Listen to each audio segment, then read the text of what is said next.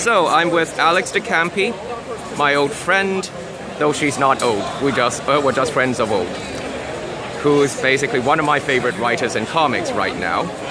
And she's been doing quite a lot of things, like Grindhouse, still going strong at Dark Horse, Archie vs. Predator, which is hilarious, and the latest thing is No Mercy.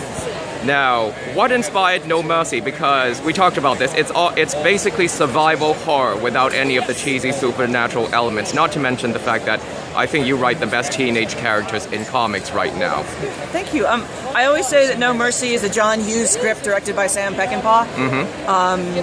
My stories have a lot of, I guess you could call it casual brutality in them, and a lot of emoji. And I think one of the things we forget as we grow up is how casually brutal the teenage years were. Yes. We have other concerns that are quite pressing and feel brutal to us, like mortgages and credit card debt and job insecurity.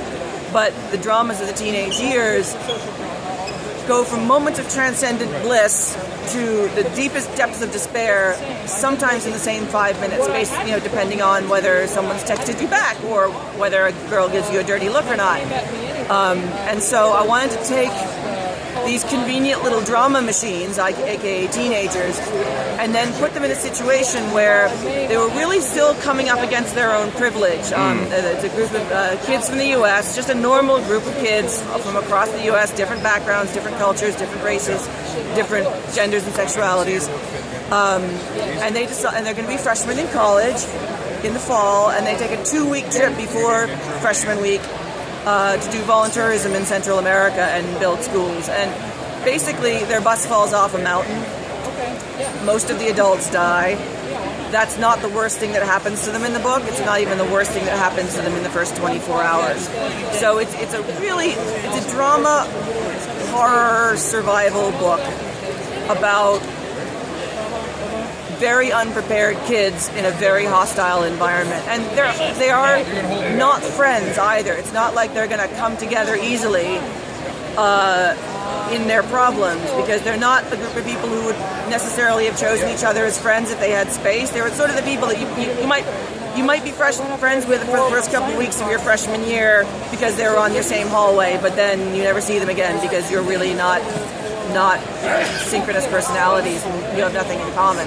Yeah, and the big thing is that you touch upon the fact that with teenagers everything feels life and death, and then you throw them into a situation where it literally is life and death. And so you kind of have this contrast between their own preoccupations and the practicalities of being in real peril. Yes, and they are not prepared at all. Very few of them speak Spanish. Only one of them brought a flashlight. This is a problem when you're, lost in the Altiplano at the bottom of a mountain at night. Initially a lot of them come off as quite annoying because they're teenagers and their concerns are not your concerns and their way of communicating are not your way of communicating. And they're trying very hard to kind of impress each other, figure out where they fit in the pecking order.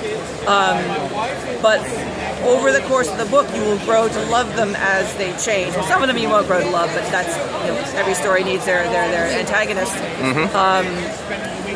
But one thing also to touch on is this book's an interesting book in a Western storytelling way because it takes a lot of its emotional cues from manga. It's not a manga book. It's not in a manga style.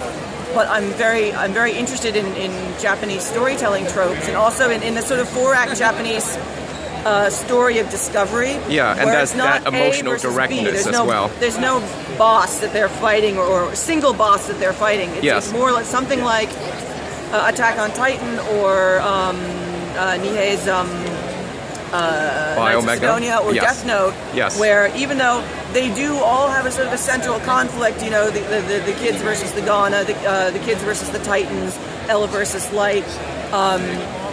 The story is really about discovering that the rules of the world do not operate the way the characters think they do. And in fact, the characters are not necessarily who you think they are. Or even who they think they are. Indeed, because teenagers are not... Teenagers fit their personalities in reactive ways. I want to be like this person. I don't want to be that person. I don't want to be the little girl from Minnesota. I want to be the girl from New York City, and I'm going to cut my hair and wear raggedy skirts and stockings with holes in them and be cool. And many people don't even figure out who they really are until they're 30. They certainly don't know when they're 18. Yep. And with that, that is why everyone should read No Mercy. Thank you, Alex. Have a good con.